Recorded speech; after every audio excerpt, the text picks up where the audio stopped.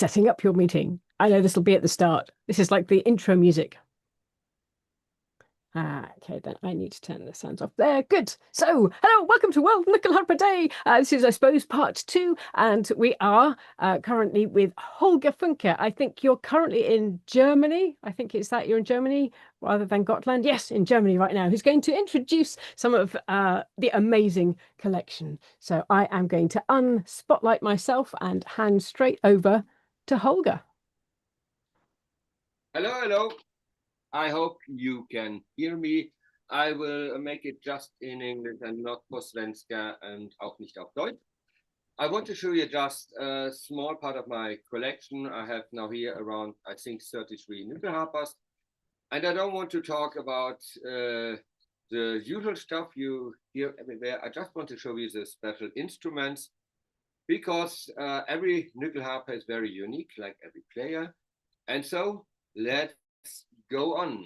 You see here just first the Nyckelharpers and my assistants, Kaya from Canada. Yes, he's playing also Nyckelharper and Celtic harp. Yes. So well, I want to start with the oldest instrument, and just to know for your information, I will talk so loud as possible to this computer, and the other one, this here, will show the details. Okay? So let's go. We have here the oldest section, and later on this day, we will hear a live shot from Källunge kyrka for Gotland. It's around 10 miles from my other house on Sweden. And 25 years ago, I made just the reconstruction of this old harp. And so we go here. This harp I made just out of with a knife. Nothing else, and no modern tools were used. I just tried out if it's possible to make a Nyckelharper just with a knife. It's not finished or it's getting damaged over the years. I used here drumwood and bone, and it works. And the second one also I tried out. This is the rest what is left. You can see here the keys are made of bone. And it worked well. Yes, it worked well. So you can make keys of bone and make a little bit sound, but it works. This was more a joke or old project. Just how could it be with a Källunge harpa? So we go on with the time. You know, everybody knows this instrument. This is the Mura harpa I built in. When did I build it? In 93. Yes, long time ago. Normal diatonic Nyckelharper, Mura harpa.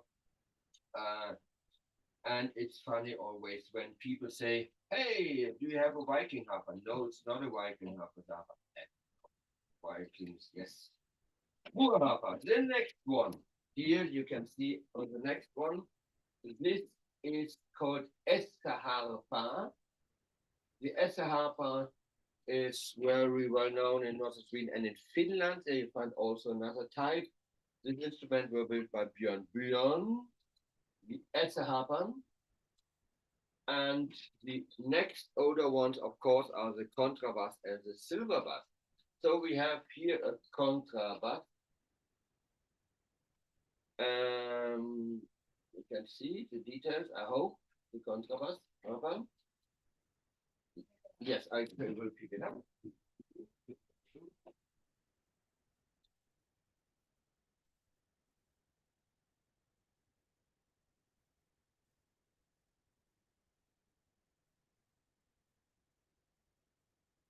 What is special for a contrabass is, of course, this holes which we call ögon, bull's eye. Yes. We have a second one here on the top. The second silver bass. And we directly go on to this wall with older Nyckelharper. You see on this wall hanging 5 Nyckelharper, and from my opinion, where does the Nyckelharper comes from? Oh, it's not from Italy. It's not from fiddlers around. They had an Odin mask everywhere hanging in the room. And then they're getting so bored in the winter time that I put a keyboard on the Odin mask. And so they're all looking like Odin mask. Yes, I know. Nice theory. You see, when they're hanging around, they're looking to you. They're taking care of you day and night. From the left one, you see an original contrabass, undated. It's around 1800. The very left one. The second one is a contrabass with an extremely steady, very slim in the middle. Also not known which day it was built, but it seemed to be in the 70s. So it's not a historic one. So when we go up to the very right one, near the Norwegian part, you see one more contrabass. And this contrabass is built by Åke Åstrand and a little bit more to Åke a little bit later. Because Åke does not build only contrabass, he built also chromatic one and also bigger ones. So you see there's the contrabass. And now comes a very, very special instrument. It's a number 4 from the left. It's a silver bass, but it's this one, yes. It's not a normal silver bass. There was a guy called Joel Janssen who played silver bass, and he has a very, very special nyckelharpa, and you see it on the end of the keys. You see that there's a list over the end of the keys, the top of the keys.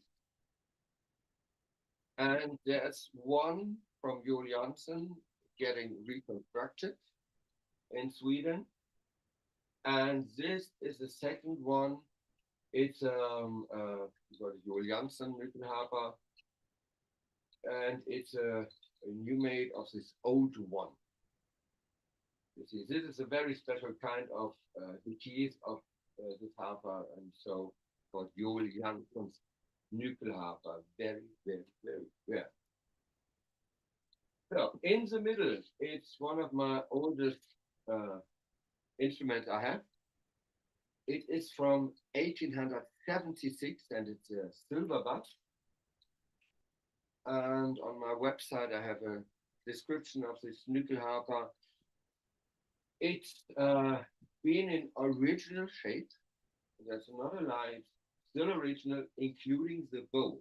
The bow is from 1876. And I did a long research to find out where does this instrument come from. And it's definitely built around 76, 1876, 1878 in this time between. And it's still playable. And it's got one, in his whole life, he got one reconstruction, and this was made by Hasse Gille. Yes, Hasse Gille. And so we are on the next start. Hasse Gille is a very well-known player, was a player and a maker. And there's a lot of to Österbybruk, and we're coming later to Österbybruk, and so it's now the section Österbybruk. It's displayed here on this slide. So this is the section Österbybruk, the 4 which are standing, the 2 which are laying, and I like to explain which is which. So the very left one is an original Erik Sahlström, made one nyckelharpa made of 25 different sort of wood. Very strange. No one, really no one would build a nyckelharpa today like this. You would directly send it back to the maker, but it was useful in the time, and Erik uses kind of wood what he could find. And this you can see in this nyckelharpa, but also still playing without a problem. Nice sound. It's from 1976. Yes, now we go into the heart of Österbybruk, and in the middle, this is one of my main favorites of my collection, 2 nyckelharpa from Hasse Gille. Hasse Gille is the reason I play nyckelharpa. It was in the 70s, I was very young, I was about 13, something like this. And I saw Haxigille playing, and I thought, wow, what is this guy with his beard and this strange instrument? And since this time, I was fascinated. It took a few years more to 87 until I got my first Nyckelharpa. 87, I got my first one, but not a Haxigille. I was looking for a Haxigille for years, for centuries, I could say. And now I have two. The left one is, I think, a very, very rare one because it's a chromatic one made by Hatzegille, but with X organ, with this special eyes. You can find some Hatzegille with a normal F hole, but this is the only one I know which has this X organ. So it means the old body and the chromatic keyboard. And so this is proud to have this from Hatzegille. On the right side, there is the contrabass made by Hatzegille in 74. Also wonderful sound, still playing without a problem. And we are in Österbybrück. On the right side, there's just, you see, normal Nyckelharpa 3-row. I put it there, displayed it there because the maker, is also in the jury of Österbybrück to vote for the best Nyckelharpa. And of course, when you're inside the jury to tell which harpa is good or not, you have to build your own Nyckelharpa. And this is a very, very good one. And it's Lars Olaf Sundell who has built it. And he's a member of this jury, Lars Olaf Sundell. And you can see on the top of this Nyckelharpa is still the Saalström form, which means 6 resonating strings with a metal pack, and the rest is wooden packs. Yes, we going here in the middle. Have to hurry up. And these two instruments, this one where Kaya shows now is directly leading to the next one, directly leading to yes, the master. Everybody knows. Because this instrument, it was played by the famous, I have to show you. Just look, put this here. So, put this here on this. Okay. No, show the case. Oh. So, you can see the case, the name, Kurt Talroth. Kurt Talroth, yes, and this is his Nyckelharpa, the original Nyckelharpa from Kurt Talroth, made by Esbjørn Høgmark in 1980. And this has a wonderful story, a small story. Olaf can tell it later also, and you can read it on his website. He said he ordered a new Nyckelharpa from Esbjørn because as he was taught by Kurt Talroth, this was the only Nyckelharpa who had a good sound. And this is the Nyckelharpa Olaf mentioned in his website. This is the original Nyckelharpa of Kurt Talroth, original with case.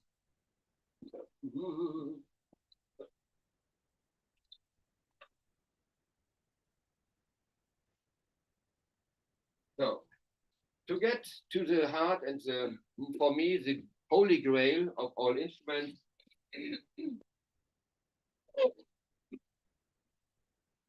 this is a Nyckelharpa made by August Bolin, the inventor of the chromatic keyboard. It's built in 43, and it was played by Edelfelt, who was the first ever who made an electric PA on this Nyckelharpa. And his invention was to have a special sound keyboard here for the bass string, so you can play with the fingers the bass. So the Holy Grail is the August Bolin Nyckelharpa, original with case and with bow. Yeah, we hurry on. We have a very strange Nyckelharpa here on. No, we go on first to this. This is also an old Nyckelharpa, and this is made by Joel Jansson.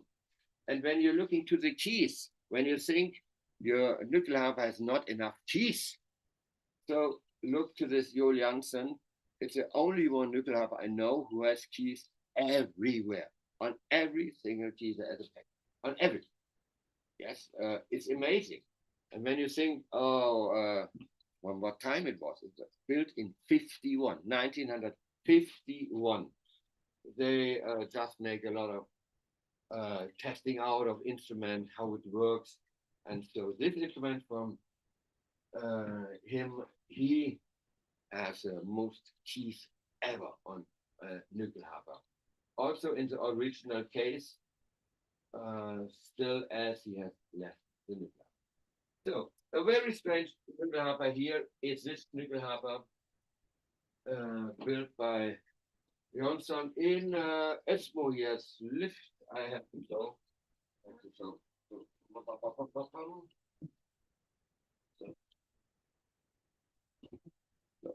this here, Torod Johansson, and it's made for fiddlers. Means the first, the highest key is here, and then you go up down to the keys. 4 rows. Torod Johansson from Esmo. To show you development of instrument builders. Very nice. We have here Otto Damgren, 2 pieces of Otto Damgren, also very well-known maker. The Folk Liberation Front still plays Damgren, nyckelharper. Listen to Folk Liberation Front, a very nice pop house group with nyckelharper. So you see here an old nyckelharper in the traditional way, made in the Dutchman way by Otto Damgren, and a new form with a quite new dimension of the tailpiece. Very interesting. Both the same maker. We going on. We have here Lundqvist, 4-row, 5-string nyckelharper for C tuning. 4 rows with keys. This string I built to it. It was not original. I built it to it to have the 5th string. And we have another 4-row nyckelharper. This is called the violin harper. Lasse Hyvönen built this wonderful piece. This is, of course, the highest tone is here E, not A, it's the E, and on this is the D. And so on. And on the modern nyckelharpers, here we have something nice. This is a prototype of the first electric nyckelharper made by Ole Plan, the big master, Ole Plan. This is the first ever he made. And you see it's not made for showroom, it's just a prototype. You see it here. At the end, we found out that resonating strings are not useful on an electric nyckelharper. It works with the piezo microphone system by Wilson from Denmark. Very, very good playing, and it's of course very light. You have here the out of the sound. So it's the first nyckelharper made in the electric form. So I have 5 minutes left, and I will lead you now out to the small ones. I hope you can hear me. Yes. So you can see on the display here are the bigger ones. And these nyckelharpers are really nice to play, and you hear often soprano and alto, tenor, octave. It's a little bit difficult. What is an alto? What is a tenor? What's an octave?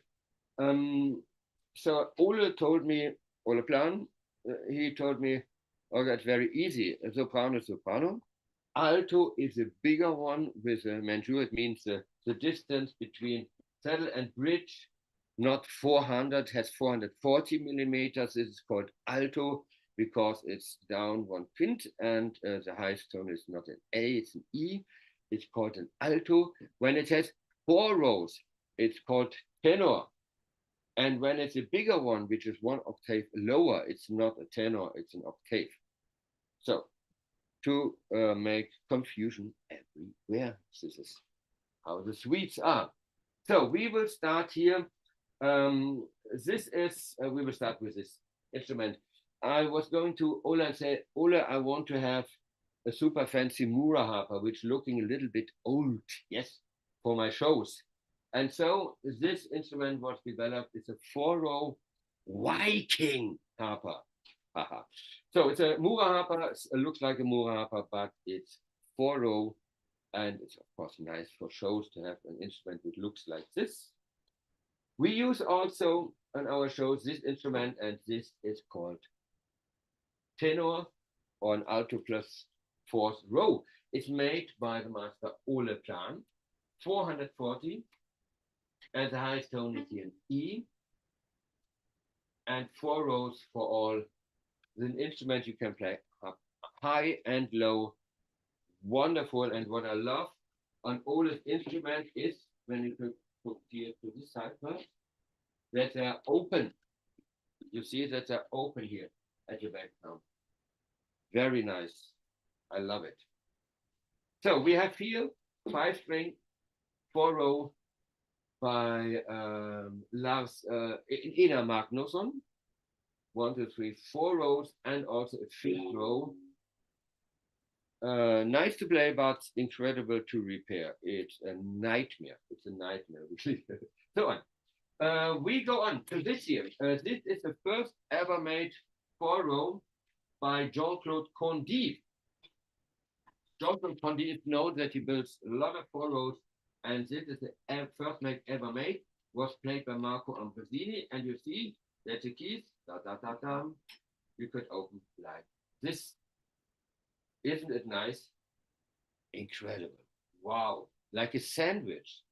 Yes, like a sandwich. Maybe it can toast also your hand. So we go on, and now we come to the end just in time. This is the real octave, made by Holger Olsand, who also made the contrabass. It's a monster. Heavy like hell, and big like hell. You see the enormous body. I think the tree he has used for it must be centuries old. It's enormous heavy, but deep, deep sound. Yeah. So we have another octave, also built by Ina Magnusson.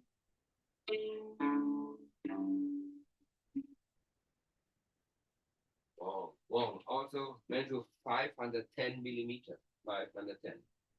And at the end, I think we are now in the time. At the end, my most favorite I call the big one. It was one of the evenings I was together with Ole Plan, and we were drinking a little bit, just a little bit. Of course, you know me and Ole, just a little bit. And I said, Ole, I want to have a real double bass. I want to have a double bass, but I can't play double bass. My finger hurts so much. And so the idea was born to build this enormous baby, a double bass Nyckelharpa, and I guess it's the biggest one in the world, maybe, yes. So, and it's tuned like a double bass. Also with PA system inside. And I just want to show you when you want to play it, you have no access to everything. You don't play it like this.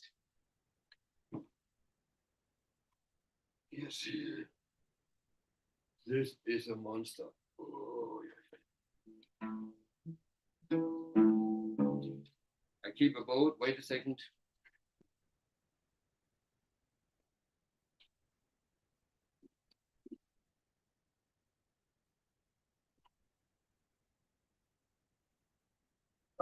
Okay. At the end, just a few notes.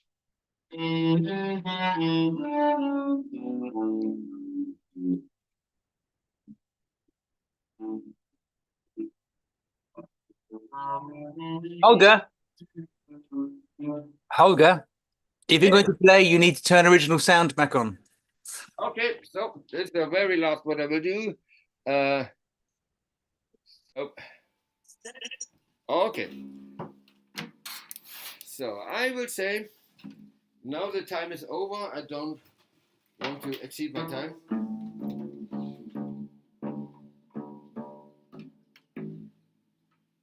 So at last. last sound example.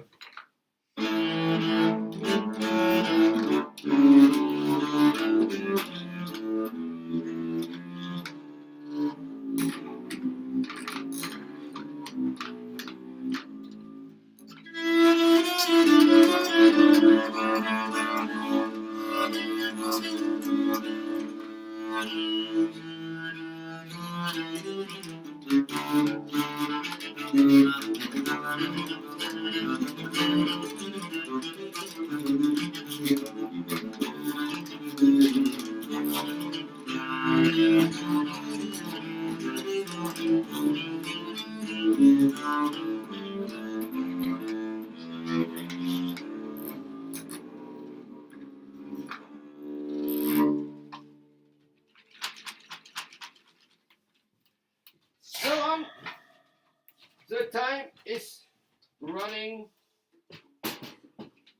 So we Lucy the cat say thank you very much and hope you enjoyed the small showing of the instrument.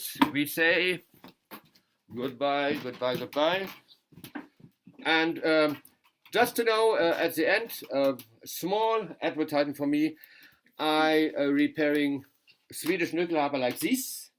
So if you need a original Swedish nyckelharpa, not a fancy 4-row, not a 6-row, and blah, blah, blah, just a Swedish traditional nyckelharpa, I repair them and I restore them. And if you like to have one, I have sometimes just some in my stock from very cheap for beginners and also more advanced, and sometimes items, really rare collector's items. So we say both, and if you want to join our music, go to Poeta Magica. And thanks a lot for being part of this wonderful Nyckelharpa Day. See, wie siehst, auch wie hörst. Hey, auch Helsinger erzählt. Esbjörn, auch alle anderen. Tack Vicky for your work. Thanks so much. It was not possible without you. Yes. Bye. Bye-bye.